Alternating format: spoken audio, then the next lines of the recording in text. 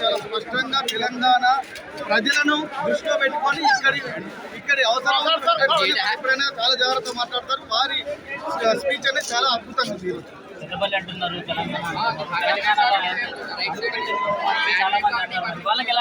అడుగు పెట్టని ఏమన్నా వాడి ఇలా ఎక్కడున్నాడు ఇప్పుడు ఎక్కడున్నాడని మీ మీడియా ద్వారా నేను అడుగుతున్నా.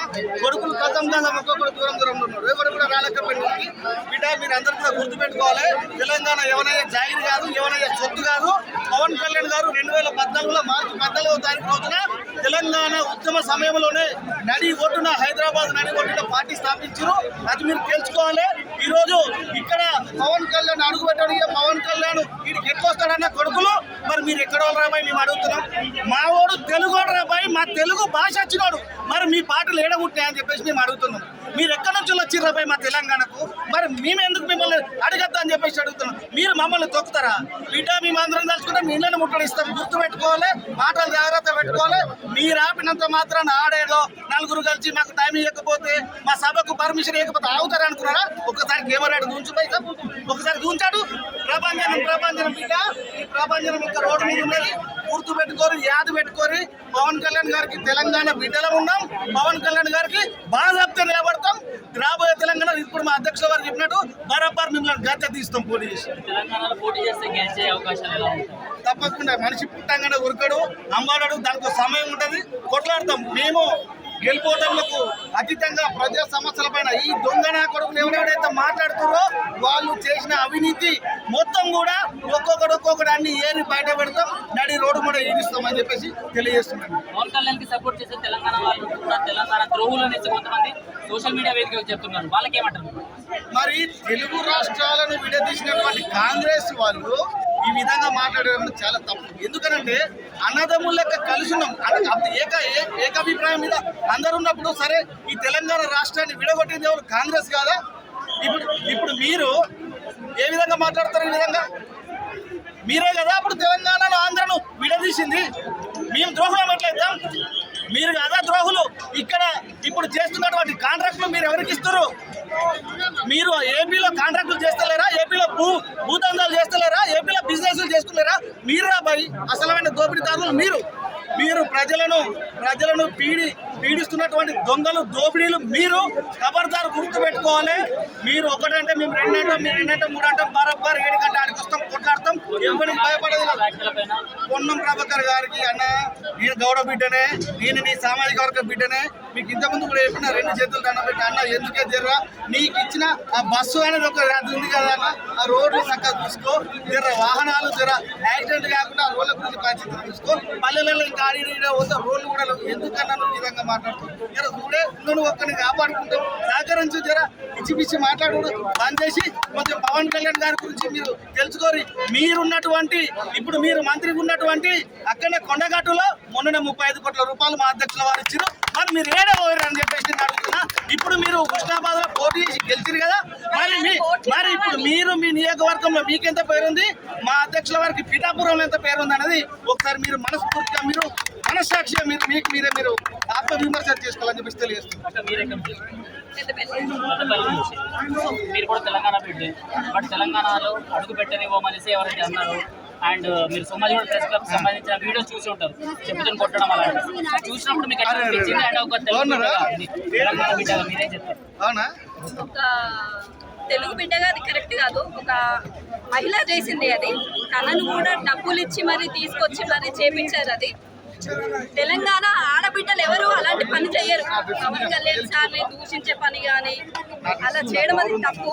కానీ డబ్బులు ఇస్తే ఏదైనా చేస్తామనే కాడికి దిగజారిపోయింది. తెలంగాణ వచ్చింది, ప్రెస్ మీట్లు పెడుతున్నారు రాజకీయ నాయకులు అంటే బూతులు మాట్లాడుతున్నారు, సామెతలు మాట్లాడుతున్నారు. అంతకు మించి తెలంగాణ రాజకీయాల్లో చేసింది ఏం లేదు. 10 సంవత్సరాలు కేసీఆర్ తాత వచ్చిండు, పోయిండు ఫామ్ హౌస్ లో వండుకున్నాడు. ఈయన ఒక 2 సంవత్సరాలు అరైంది, ఇంకో 5 సంవత్సరాలు నాదే జాగిరి అని చెప్పేసి కూర్చున్నాడు. అంత సీట్ లేదు రేవంత్ అన్న నీకు. 2029లో మేము రాబోతున్నాము. ఆ సీటు బరాబర్ దింపుతాము. మా పవన్ అన్నను తెలంగాణ సీఎంగా తీసాము. అదే కొండగట్టుకు డబ్బులు ఇచ్చినప్పుడు రెడ్ కార్పెట్ వేసి మరి వందనాలు సెల్యూట్ కొట్టిపించారు పోలీసు వాళ్ళకి. ఇదే పోలీస్ పర్మిషన్ ఇవ్వలేదు. ఎందుకు? కరోనా టైంలో వరదల టైంలో ₹1 విరాళంగా రేవంత్ రెడ్డికి పోయి చెక్ ఇచ్చినప్పుడు మాత్రము బరాబరు పవన్ కళ్యాణ్ అన్న గుర్తుకొస్తాడు. ఇప్పుడు మాత్రము భయం పుట్టించింది ఎవరు? పవన్ కళ్యాణ్ అన్న. తెలంగాణకు రానివ్వనన్నారు, బరాబర్ వచ్చాడు, బరాబర్ మీటింగ్ పెట్టాడు, మాట్లాడాడు. వాళ్ళు మీటింగులు పెడితే ఫ్రీ బస్సులు, బిర్యానీలు ఇస్తారు. మేము స్వచ్ఛందంగా వచ్చినాం పవన్ కళ్యాణ్ కోసము. తెలంగాణ నలుమూల నుండి ఆడబిడ్డలు పోటీ కూడా చేస్తామనేసి చెప్పేసి చేస్తారు కదా, చేస్తాం. ఇప్పుడు అవినీతి జరుగుతుంది కాబట్టి పవన్ కళ్యాణ్ అన్న ఇక్కడికి వస్తాడు, పోటీ చేస్తాడు. మేము అందరము పవన్ కళ్యాణ్ అన్నకి సపోర్ట్ ఉంటాం. పవన్ కళ్యాణ్ తెలంగాణ సీఎం చేయడమే మా లక్ష్యం. జనసేన కార్యకర్తలు పోటీ చేస్తామన్నారు.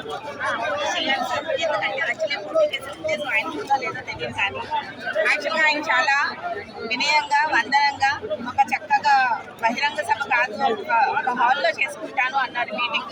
దానికి చక్కగా గవర్నమెంట్ యాక్సెప్ట్ చేసింది, చాలా బాగుంది. దానికి యాక్సెప్ట్ చేయకపోగా ఇంత రచ్చ అయ్యింది. యాక్చువల్గా ఇంత అవ్వకపోను యాక్చువల్గా ఆయన నార్మల్గా. ఇప్పుడు ప్రెస్ మీట్ ఇవన్నీ అవసరం లేకపోయింది కదా. వైజాగ్లో అలాగే చేశారు. ఆపేరు ఏమైంది సీ రివర్ సైడ్ మేబీ అదే ఇక్కడ కూడా కావాలనుకుంటున్నారేమో. రిపీట్ అవుతుంది అది ఖచ్చితంగా. ఇప్పుడు ఎవరైతే వద్దంటారు తెలంగాణ వాళ్ళు, ఆంధ్ర తెలంగాణ అంటారు సార్. ఇక్కడ అదే అలాంటి అభిప్రాయం లేదు. వాళ్ళు తెలంగాణ వాళ్ళు చేసి సపోర్ట్ చేసుకోవడం అందరూ ద్రోహులు అంటే ఎంతమంది ద్రోహులు చేస్తారు? లాస్ట్ మాట, తెలంగాణ ఆంధ్ర అనేసి పాలిటిక్స్ మళ్ళీ తీసుకొస్తున్నారు. దీనిపైన మీరేమంటారు? అండ్ మీకు ఇప్పుడు అలాంటి సిచ్యువేషన్ కనిపిస్తుందా? ఆంధ్రలో పెత్తనం మీద తెలంగాణలో కనిపిస్తుందా నిజంగానే? ఆంధ్రలో పెత్తనం ఇక్కడ చంద్రబాబు నాయుడు గారు ఉండాలి, సీఎం గారు రేవంత్ రెడ్డి తీసుకున్నాడని కొంతమంది అంటే దీని వెనకాల కూడా చాలా రాజకీయ ఎందుకంటే మనకు సౌత్ లో తీసుకున్నట్టయితే హిందూ భావజాలాన్ని, సనాతన ధర్మాన్ని పవన్ కళ్యాణ్ గారు చాలా గొప్పగా చెప్తున్నారు. కాబట్టి ఈ లెఫ్ట్ భావజాలం ఉన్న నాయకులందరూ కూడా ఒక్కటయ్యి మరి పవన్ కళ్యాణ్ ఇక్కడ ఏదైతే పిలుపునిస్తాడో ఆ పిలుపుకి తగ్గట్టుగా కదులుతుంది. రేపు మన పార్టీలను అందరినీ పొందబడుతుందన్న భయంతోనే పవన్ కళ్యాణ్ గారికి ఇలా ప్రాంతీయ విభేదాలు తీసుకురావడానికి వాళ్ళు ముడిగట్టారు. మాకు తెలుసు దీని వెనకాలంతా. ఈ రోజుల్లో ఒక కబర్ లెక్క మీ లెక్క మీరు అయ్యే ద్వారా బాధ్యనంటే భయపడ్డ వాళ్ళు అందరూ కూడా చదువుకున్న యువత ఉన్నారు. తెలుసు సనాతన ధర్మాన్ని కాపాడుకోవడానికి, మా హిందుత్వాన్ని కాపాడుకోవడానికి, మా ప్రాచీన ఆలయాలను కాపాడుకోవడానికి పవన్ కళ్యాణ్ గారితో, నరేంద్ర మోడీ గారితో కలవడానికి మీ సిద్ధంగా ఉన్నాం. మీ లెఫ్ట్ భావజాలు ఇక్కడ కాదు, లెఫ్ట్ అయిపోయినాయి. ఆల్రెడీ మీ భావాలన్నీ కూడా లెఫ్ట్ అయిపోయినాయి. లేవిడ ఆయన కూడా అదే చెప్పండు, కమ్యూనిజం అన్నది ఈడ లేదు. నేను ఏం చెప్తున్నా, లెఫ్ట్ భావజాలు లెఫ్ట్ అయిపోయినాయి, ఇక్కడ లేవు. మీరు ఏ విధంగా అయితే పవన్ కళ్యాణ్ గారిని జై జనసేన ఏ విధంగా అయితే పవన్ కళ్యాణ్ గారిని ఉత్తగానే నిజంగా అసలు పవన్ కళ్యాణ్ గారికి తెలంగాణలో పోటీ చేద్దామని ఆలోచన లేదు. కానీ ఏదో గోకవై గోకించుకున్నట్టు పనులు లేపారు. చూసుకుందాం కొడుకులారా, గుర్తుపెట్టుకొని 2029 పూర్తి ప్రణాళిక మేము సిద్ధం చేసుకున్నాం. ఖబర్దార్ గద్దె దించేది జనసేననే. అక్కడ కూడా గంటనే ఎగిరిండు, ఆడ కూడా గిట్లనే ఎగితే బిడ్డ బొంద పెడతామని చెప్పినాం. 11కు తిప్పి పాడేసినవాడ ఇవాళ నిన్ను కూడా బొంద పెడతాం. ఇవాళ నువ్వు ఏ విధంగా ఇవ్వో రేపు నీ సంగతి మేము చూస్తాం.